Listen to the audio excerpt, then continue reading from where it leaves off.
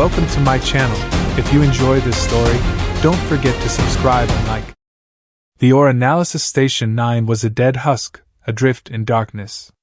Its low orbit clung to a barren asteroid near Mars, a place ruled by dust and oblivion. This was the graveyard of mining corporations, where failed experiments, broken machines, and shattered dreams were discarded.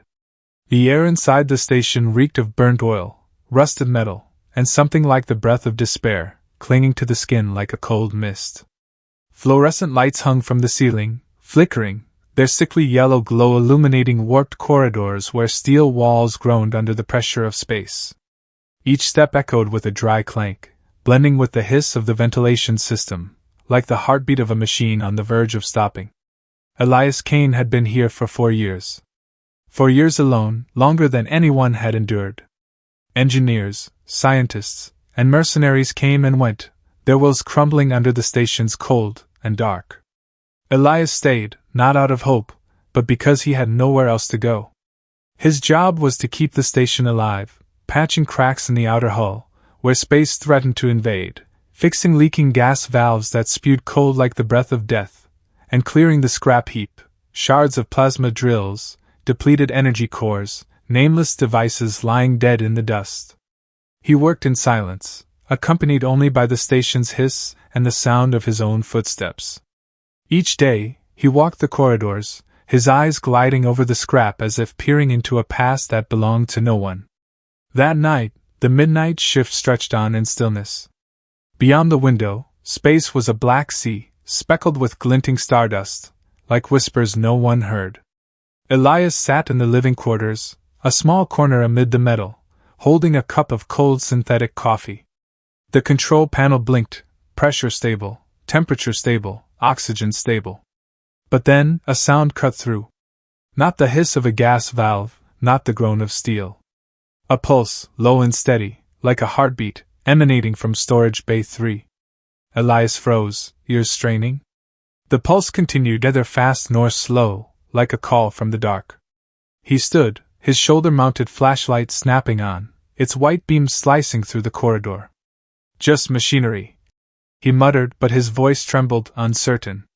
Nothing lived on this station. Only him. Storage bay 3 was a mausoleum of scrap. Twisted metal piled high, severed cables tangled together, depleted energy cores strewn about. Elias stepped inside, his flashlight sweeping corners, illuminating dust-covered fragments. The pulse grew clearer, closer, pulling him like an invisible thread. He stopped before a chaotic pile of debris, broken energy core fragments, warped metal plates. In the center, something stirred. A slender form, almost invisible, like a phantom woven from light and shadow. Its outer shell shimmered, like stardust on glass, reflecting the flashlight in faint rays. Elias approached, his breath fogging in the cold air. His heart pounded, but his hands stayed steady. This was no machine. It was an entity, alive, but not human. It curled in on itself, as if hiding, but its light, swirling patterns like tiny galaxies, pulsed faintly alive. Elias knelt a few steps away, flashlight aimed directly. Its eyes, 2 blazing red points like embers in the dark, met his, unblinking. The gaze wasn't threatening, but questioning, profound, wordless. "You're alive?" he whispered, his voice low, a promise to himself. The entity didn't respond, but its red light softened, as if listening. Elias felt his chest tighten, not from fear, but from a strange sensation, like standing before a mystery greater than his life. Station protocol echoed in his mind, report unidentified objects. Biological hazard. But he didn't touch the comm device. He knew the fate of specimens, dissected, analyzed, then dissolved in Apex Mining's labs. Elias removed his glove, revealing a calloused hand scarred from years of work. "I won't hurt you," he said, his voice firm, like a vow.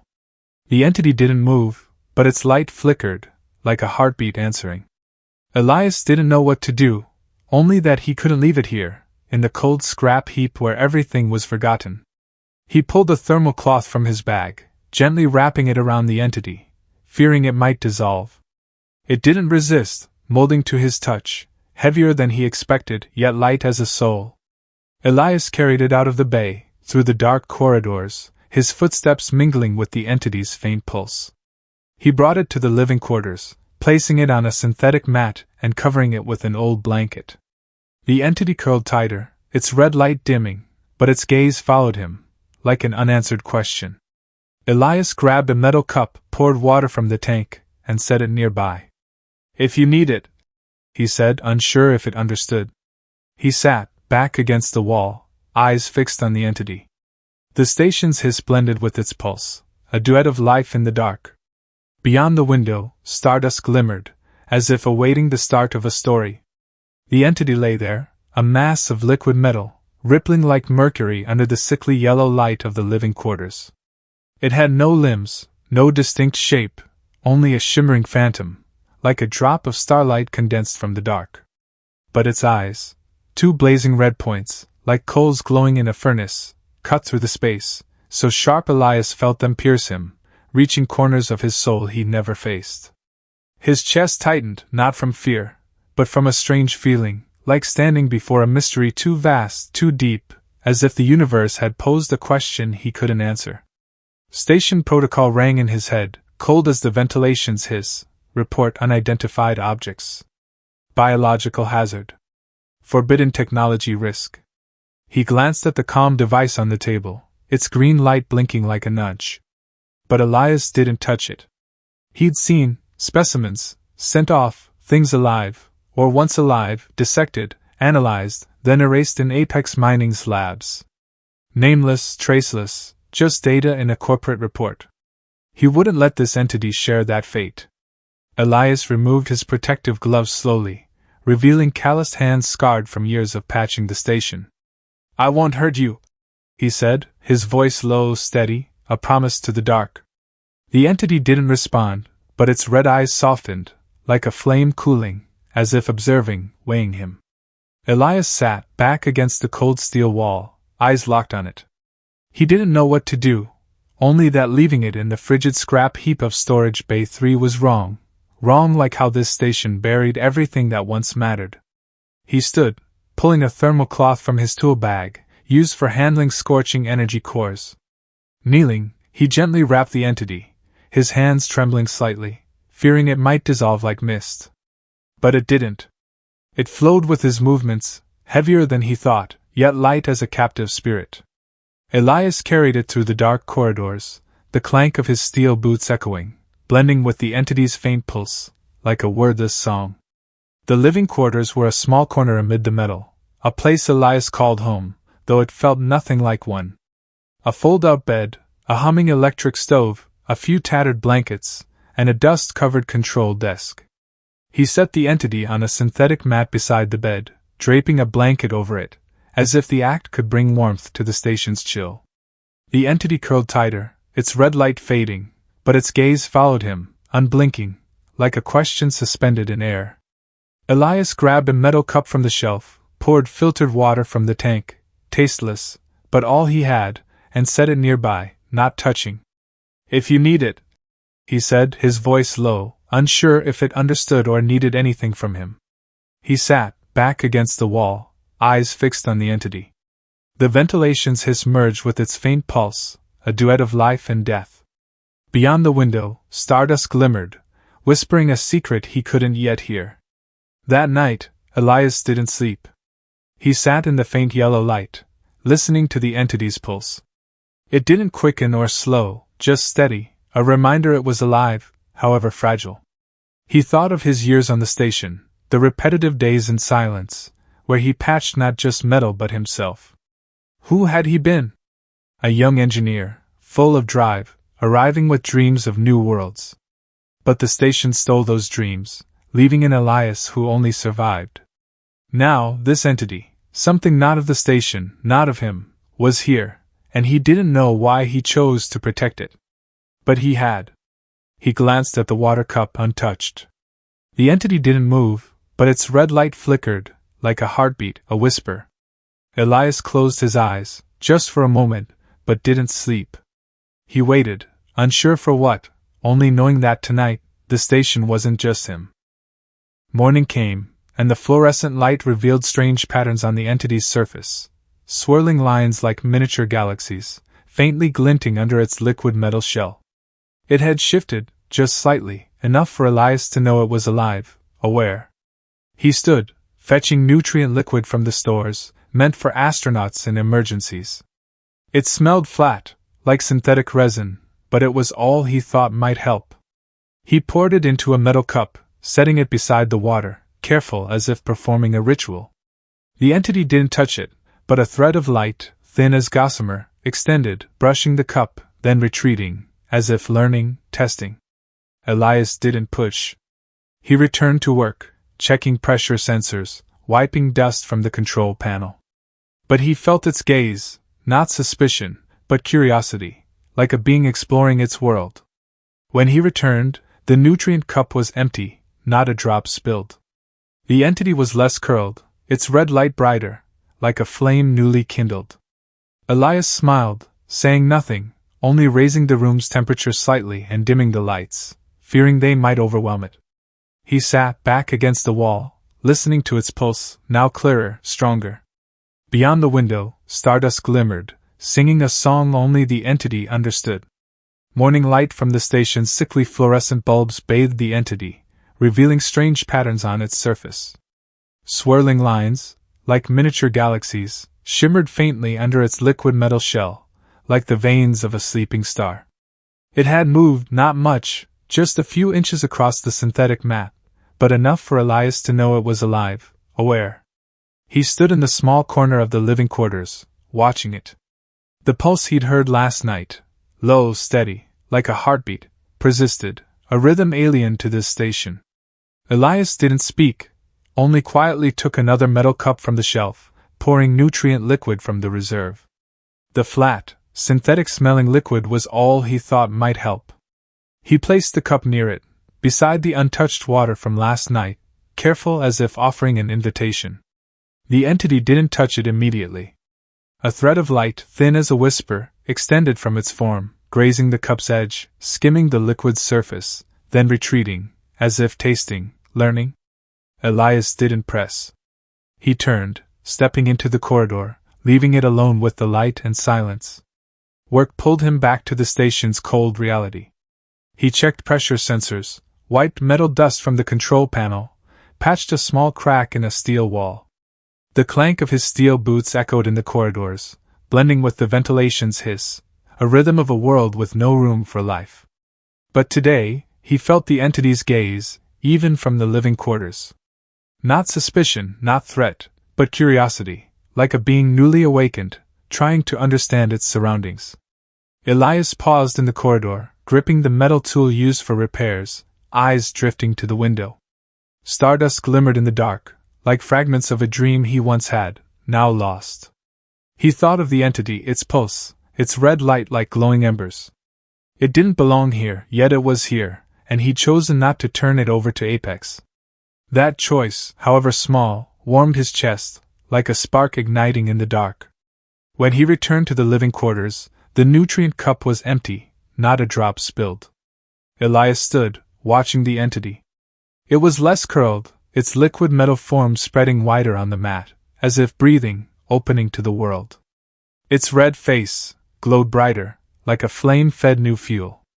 Elias smiled, saying nothing, only raising the room's temperature slightly to chase away the bone-deep chill. He dimmed the fluorescent lights, softening the glow, fearing harsh light might bother it. The entity didn't move, but its red eyes followed him, unblinking, like a question awaiting an answer. Elias sat back against the cold steel floor, hands resting on it. He looked at it, and for the first time, felt the station was more than a dead husk. Something lived, right here, amid the scrap. The second night, darkness cloaked the living quarters, broken only by the control panel's faint glow and the stardust beyond the window. Elias lay on his fold-out bed, eyes open, listening to the station's hiss.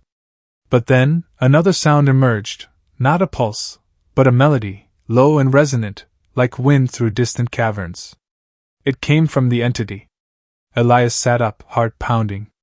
In the dark, its red light flickered not randomly, but in rhythm with the melody, as if speaking, singing. He knelt on the floor, close but not touching. The melody wasn't human, not anything he'd heard, but it was alive, carrying a story he couldn't grasp.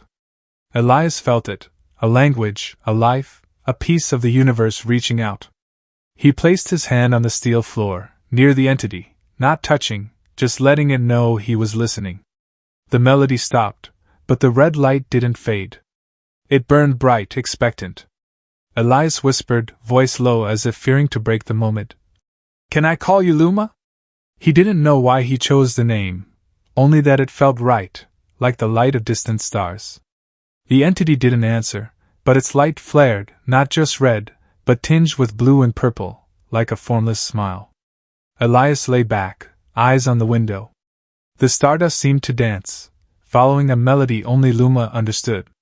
He didn't sleep, only listened, letting Luma's pulse and the station's hiss intertwine, a promise that, no matter how deep the darkness, light could find a way.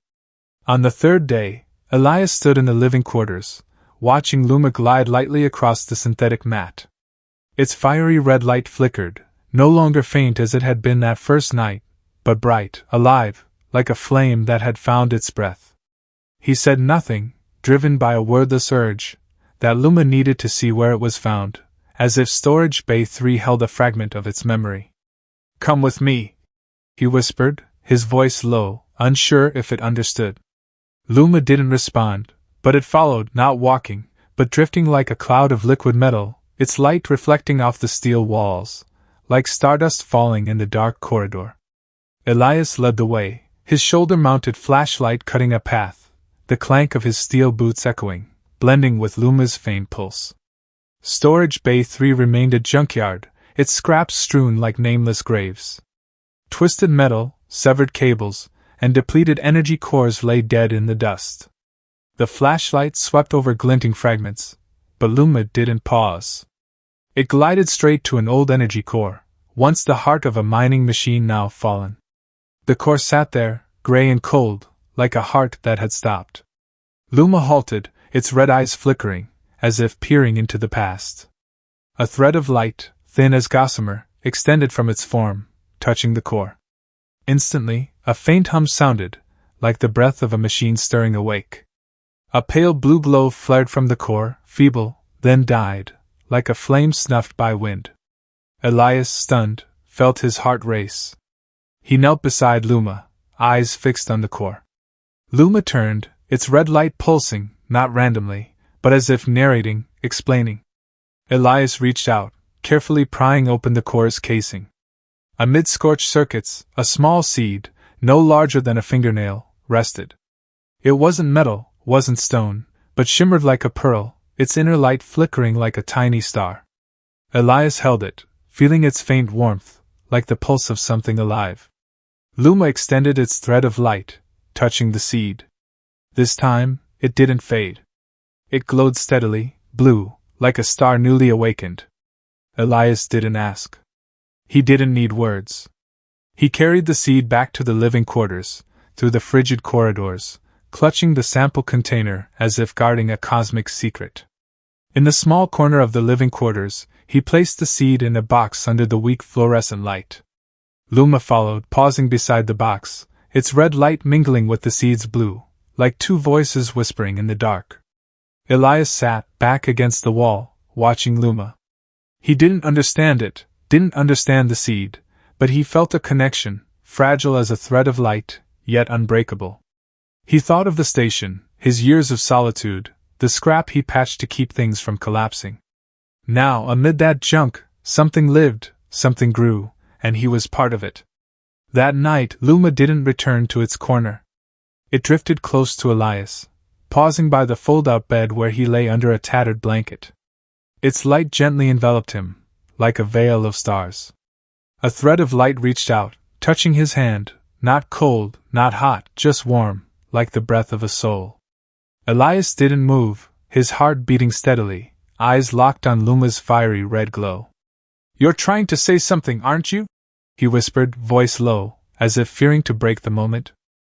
Luma didn't answer, but its light brightened, tinged with blue and purple, like a wordless affirmation. Elias felt his chest warm, not from temperature, but from something deeper, as if he and Luma shared a heartbeat, a thread of light drawing them closer. He closed his eyes, hand resting near where Luma's light touched, and drifted to sleep, for the first time in years, not dreaming of darkness.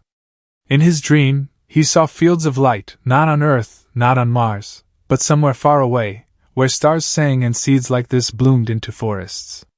When he woke, Luma was still there, its light flickering, as if waiting for him to return, as if saying their story had only begun. A week passed, and the station was no longer a dead husk. The seed Luma had touched had split, not with the crack of metal or stone, but in a gentle burst of light, like dawn on a distant planet.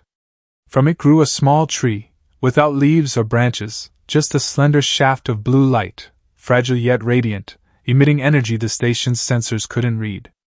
Elias stood watching, gripping a metal rod, eyes never leaving the tree.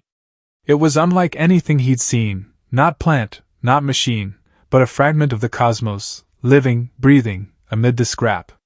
He carried the tree to the lab, a dusty room of abandoned equipment. The fluorescent lights there were weak, their sickly yellow glow once the only illumination. Now, the tree's light spread, gentle but powerful, making the room's dark corners seem to dissolve. Luma drifted beside the tree, its fiery red light blending with the tree's blue, like two voices whispering in a wordless song. Elias stood silent, his chest trembling, not from the station's hum, but from a deeper pulse, as if witnessing something sacred. He began to realize, Luma wasn't just a lost entity. It was part of a cosmic ecosystem, forgotten, discarded as scrap by those who saw value only in metal and energy. Luma didn't speak, but its light told a story, of worlds where seeds like this bloomed into forests, where light wasn't just energy, but life. Elias stopped repairing the station. He worked with Luma, not to patch cracks, but to nurture something greater. Luma guided him with light gestures, complex yet clear, like a wordless dance. He gathered old metal from the storage bay, shards of plasma drills, warped steel plates, and arranged them into simple structures as Luma directed. They weren't machines, weren't tools. They were platforms, places for other seeds, found by Luma in the scrap, to sprout. Elias didn't fully understand, but he worked, his calloused hands moving with a care he'd never given anything before. By the second week, Storage Bay 3 was no longer a junkyard. It was a garden of light. Glowing trees, blue, purple, pale yellow, sprouted from metal, like small flames burning in the dark. They radiated warmth, not hot, but gentle, like the breath of a living world. A faint scent filled the air, not burnt oil or rusted metal, but like rain on stone, fresh, alien. Elias stood amid the garden, eyes following Luma as it drifted among the trees. Its light was no longer just red, but laced with blue and purple, like a living galaxy, each movement a note in the cosmos' song. His chest warmed, not from temperature, but from a new, fragile yet fierce belief. No matter how cold and vast the universe, humanity could create life, could turn scrap into miracles. He touched a tree, feeling faint energy pulse through his fingers, like the station's own heartbeat. But then, a small explosion sounded from the engine bay, shattering the silence. Elias ran, heart pounding, flashlight sweeping the corridor. In the bay, a pressure valve had cracked, spewing cold gas like the breath of darkness. He knelt, hands swiftly tightening the valve, sweat rolling down his forehead. The gases his stopped, but the control panel flashed red. The garden's energy was overloading the station's systems. Elias stood, panting, eyes on the screen. Numbers danced chaotically, as if the station struggled to comprehend an energy not its own. Luma appeared beside him, drifting in the dark, its light flickering anxiously, no longer a song, but a warning. Elias looked at it, voice low. "We have to be more careful. This is bigger than us." Luma didn't reply, but its light dimmed, as if it knew something he didn't. Elias turned back to the screen, checking data. A strange oscillation appeared, not from the station, but from the garden, radiating into space. He didn't know, but that signal had pierced the darkness, calling to those who shouldn't hear, waiting in the stardust. Elias sat before the control panel, the screen's blue light casting shadows on his weary face. The ventilations hissed droned steadily, but today, it couldn't drown out his pounding heart. Sensors on the screen blinked, displaying erratic numbers. The garden's energy wasn't just overloading the station, it was sending strange oscillations, invisible ripples into the dark of space. They matched no frequency he'd seen, not communication, not noise. Elias leaned forward, fingers dancing over the keyboard, digging into the station's servers. He wasn't a coding expert, but 4 years alone had taught him to crack what didn't want to be found. After hours wrestling algorithms, he uncovered a hidden file, locked with a language not human, swirling symbols, like the patterns on Luma's form.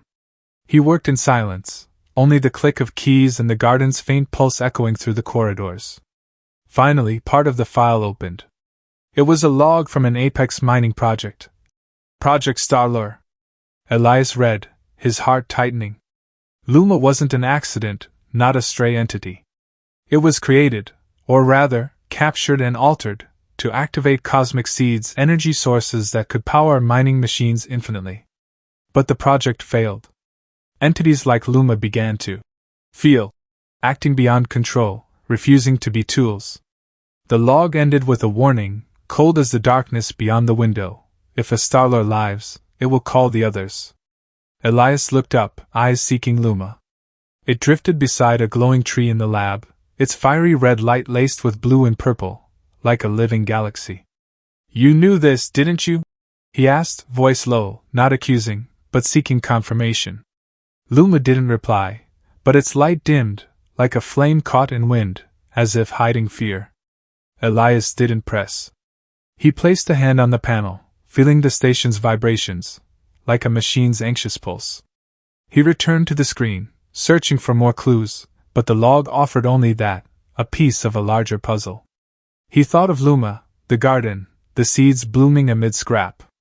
They weren't just life, but a promise, a power Apex once craved, and perhaps still did. Elias stood, walking to the lab. Luma drifted among the trees, its light dancing, as if singing to them. He stood silently, watching. "You're not a tool," he whispered, unsure if to Luma or himself. Luma turned, its red eyes meeting his, unblinking, like a wordless question. Elias smiled, though his chest was heavy. He didn't know who the others were, but he knew he wouldn't let them touch Luma. That night, darkness cloaked the station, broken only by the panel's faint glow and the stardust beyond the window. Elias sat in the living quarters, gripping a cold coffee cup, eyes glued to the screen. A strange signal blinked, not from Apex, not bearing familiar markers. An unidentified ship was approaching, fast, precise, like a blade cutting through space. Elias activated defenses, but the station had only a few rusted, outdated cannons, nearly useless. The panel's beep grew frantic, like the station's panicked heartbeat. Luma drifted beside him, its light flickering wildly, no longer a song, but a warning. Elias looked out the window, where space's darkness seemed to shift, like a beast lurking. "Not Apex," he whispered, voice low, cold. "Then who?" He gripped the metal repair rod, his only weapon, knuckles white. Luma drifted closer, a thread of light touching his hand. Not cold, not hot, just warm, like a soul's breath. Elias felt a strange calm, as if Luma said they wouldn't face the dark alone. He met its eyes, red now laced with blue and purple, like a living starfield. "We'll get through this," he said, voice firm, though he didn't know what was coming. Luma didn't reply, but its light brightened, a promise. Elias turned to the screen, activating sensors, bracing for the worst. A tremor shook the station, as if space itself roared. Elias leapt up, gripping the metal rod, eyes locked on the sensor screen. A ship had landed, not Apex's bulky transports, but a sleek, black warship, smooth as condensed darkness. It bore no markings, sent no signals, docking silently on the landing pad, like a predator stalking prey. The clank of metal sounded from the outer hull, not knocking, but cutting, plasma blades tearing through steel like paper. Elias felt blood rush to his head, heart pounding. "They're here," he whispered, voice low, cold. Luma drifted beside him, its fiery red light flickering fiercely, like a flame before a storm. He didn't look at it, only commanded. To the lab, now! He pulled Luma through the corridor, pushing it into the room glowing with the garden's light. He locked the door, hands trembling, voice taut. Stay here. Luma touched his hand, a gentle thread of light, warm, as if saying it wouldn't leave. Elias nodded, saying nothing, gripping the rod and stepping into the main corridor, where darkness was swallowing the light. 3 figures emerged, clad in sealed black armor, reflecting the fluorescent glow like shattered glass. Their weapons glowed faintly, an alien energy, not plasma, not laser, but like light strangled. They didn't request, didn't negotiate. The leader advanced, voice cold through a filter, like metal scraping stone. Hand over the Starler, or this station becomes ash. Elias blocked the corridor, back straight, though his heart pounded like it would burst. He smirked, voice dry. You came to the wrong junkyard. He didn't wait for a reply. The narrow corridor was his only advantage. He backed away, luring them through tight turns, past leaking gas valves and dangling cables. One raised a weapon, but Elias was faster, triggering an old pressure valve. Cold gas sprayed, like death's breath, toppling the figure, armor cracking on the steel floor. But the leader was too quick. An energy bolt seared the wall, knocking Elias down. Blood oozed from his shoulder, hot and wet, soaking his suit. He gritted his teeth, still clutching the rod, but his legs trembled. They were more, stronger, and he was just a technician, not a warrior. When all seemed lost, the lab door burst open. Luma appeared, not drifting, but erupting. Its light was no longer red, blue, purple, but a blinding white blaze, like a star shattering in the dark. Its sound was no melody, but a roar, like a cosmic tidal wave shaking the steel floor. The garden's trees trembled, as if awakening, firing energy beams sharp as knives, piercing the intruder's armor. One fell, armor shattered. Another retreated, but a beam sliced through, leaving a charred scar. The leader roared, firing at Luma, but its light swallowed the shot, like the sea devouring wind.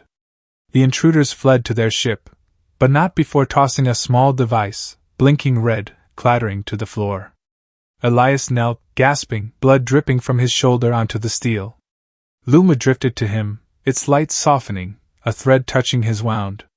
The pain eased, as if carried away by light, but Luma's eyes, 2 fiery red points, held worry, seeing a darkness he hadn't yet. Who are they? Elias asked, voice hoarse, picking up the blinking device. Luma didn't speak, but its light painted an image in the air. A fleet, not human, black warships hiding in space's darkness, like predatory beasts. Elias shivered, not from cold, but from realizing this fight wasn't just about the station or Luma. It was bigger, deeper, like the darkness beyond the window. He looked at the device, a detonator, its red light blinking like death's pulse. We're not done, he whispered, eyes meeting Luma's light. It didn't reply, but its light brightened, a promise they'd face the dark together. Elias stood, gripping the rod, blood still flowing, but his steps steady. Beyond the window, stardust glimmered, no longer a song, but like the eyes of those waiting in the endless dark.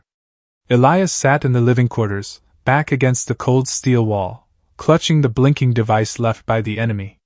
Its red light pulsed across his face, like the heartbeat of a threat yet to sleep. The device was a detonator, small but capable of reducing the station to dust in hours if not disarmed. Blood from his shoulder wound had dried, leaving a dark red stain on his suit.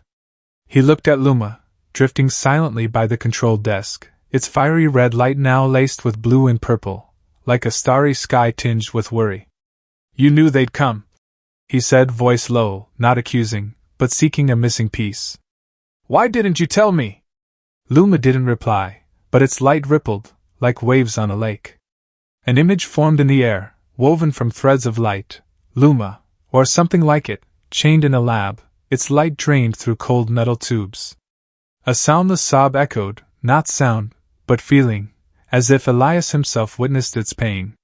He inhaled deeply, chest heavy. You were scared, he whispered, and for the first time, he sensed Luma's fragility, like a small flame in a cosmic wind. He reached out, touching its light, feeling gentle warmth, not of metal, but of life. I don't blame you. But we have to stop this. They worked together in the living quarters' faint light. Elias knelt by the detonator, calloused hands dismantling circuits, eyes focused as sweat rolled down his forehead. Each wire, each connection was a deadly puzzle, and he couldn't afford a mistake. Luma drifted close, its light enveloping the device, delicate threads weaving into circuits, stabilizing energy like a gentle breath.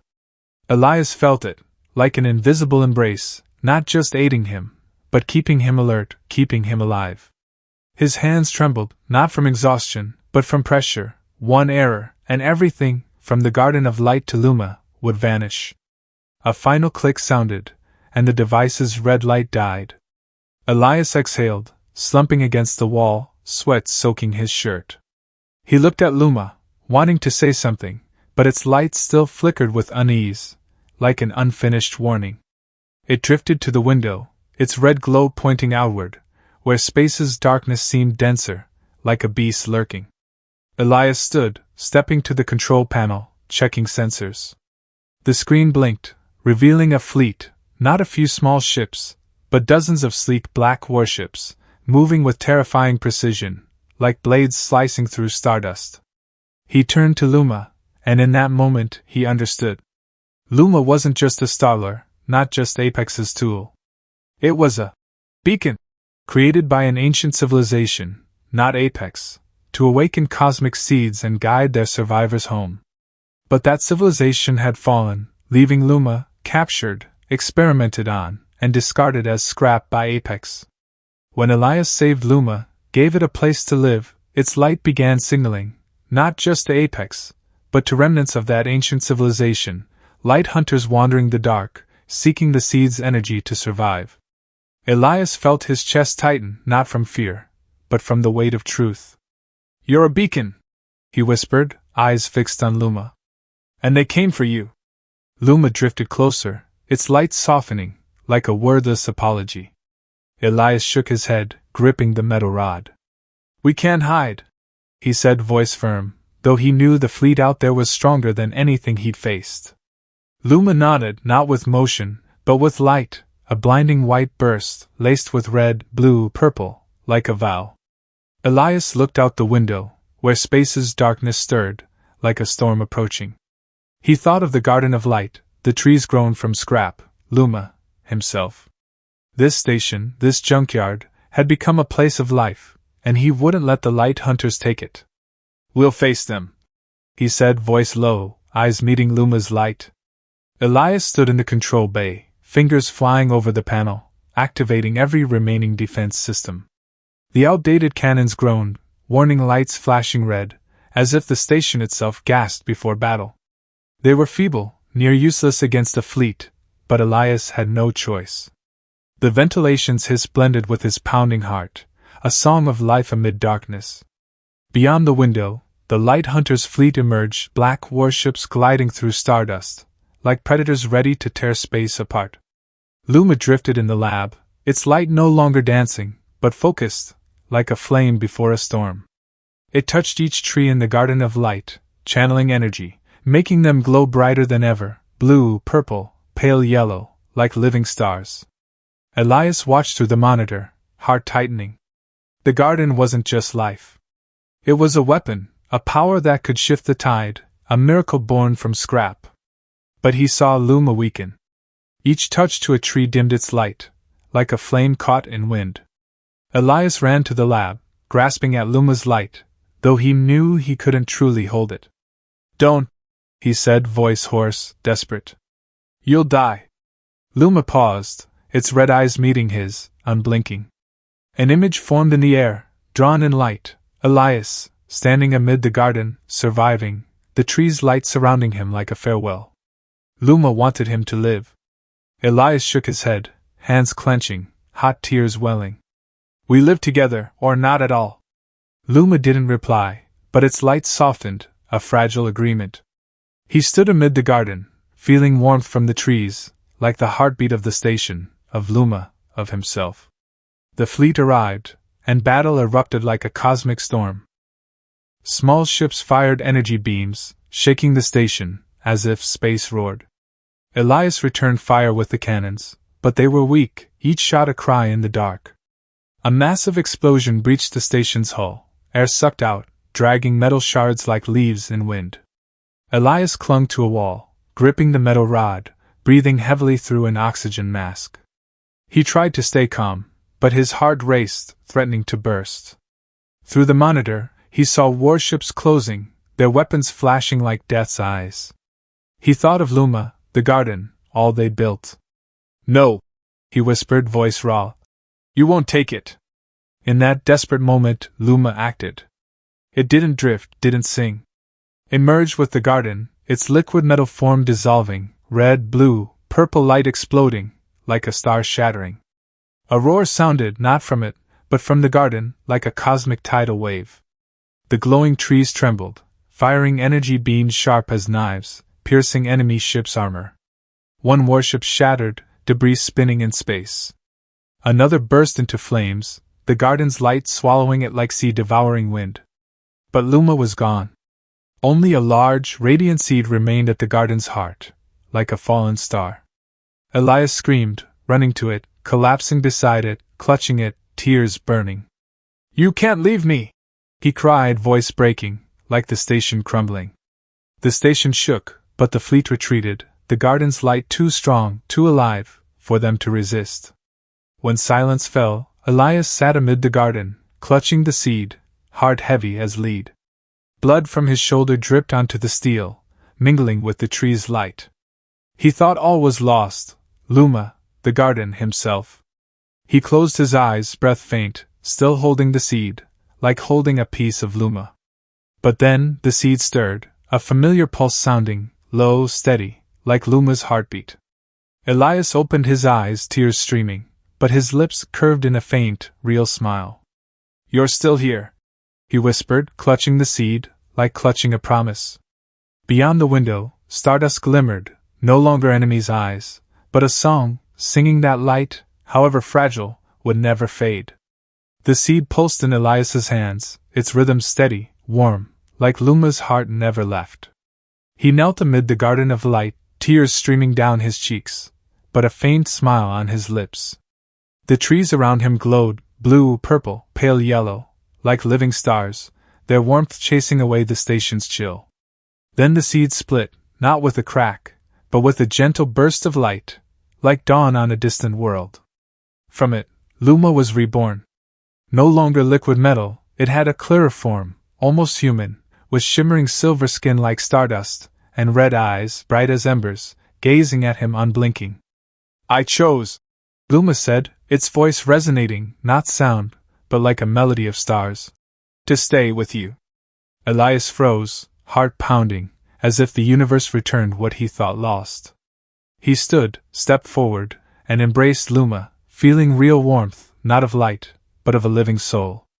Luma didn't pull away, letting its light merge with him, a wordless vow. The garden of light now spread through the station, turning the dead husk into an oasis in cold space. Trees sprouted from steel floors, from old scrap, glowing brightly, singing a song of life. Elias and Luma worked together, not just to sustain the garden, but to make it a new beacon. They adjusted the garden's signals, not to call light hunters or apex, but to reach the lost, wandering ships, weary souls, needing a place to call home. Elias learned to read Luma's light gestures, swirling patterns like miniature galaxies, and followed, arranging metal scraps into new structures where other seeds could sprout. Luma, in its new form, moved gracefully, its light no longer just red, but laced with blue, purple, gold, like a living cosmic painting. Elias watched it, chest warming, not from temperature, but from a belief, from scrap, they'd created a miracle. One day, a new signal blinked on the control panel.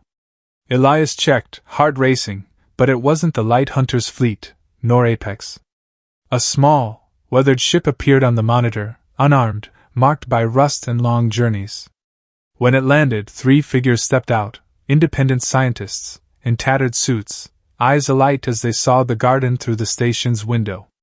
They entered, awestruck, muttering about energy, life, things they'd never seen. Elias stood amid the garden, holding Luma's hand, its silver skin cool under his fingers. "This isn't ours," he said, voice low, firm. "It's the universe's." The scientists nodded, asking no more, only noting, observing, as if knowing they witnessed something beyond science. Luma drifted beside Elias, its light gentle, like a greeting to the newcomers. That night, Elias and Luma lay amid the garden, on an old synthetic mat, the trees' light surrounding them like a close starry sky. Stardust glimmered beyond the window, but the garden shone brighter, warmer, like a living heart. Luma tilted its head, red eyes on him, and whispered, its voice like wine through cosmic caverns. "In my language, one who stays with us, not for gain, but to make us live better, is called shared light." Elias smiled, touching Luma's silver skin, feeling a faint pulse, like a star's heartbeat. "So I'm your shared light?" he asked, voice low, tinged with surprise. Luma nodded, not with motion, but with light, a blinding white burst, laced with red, blue, purple, like an affirmation. "And you?" it said, voice resonating. "My husband." Elias froze, then laughed, a real laugh, the first in years. He pulled Luma closer, their lights blending, like two stars merging. Beyond the window, stardust shone brighter than ever, a promise that, no matter how harsh the universe, the light of humanity and love would always find a way to shine. The garden grew, not just on the station, but in their hearts, proof that from scrap, from darkness, life could bloom. Elias closed his eyes, hand entwined with Luma's light, and for the first time, he didn't dream of darkness, but of fields of light, where he and Luma would walk together, forever.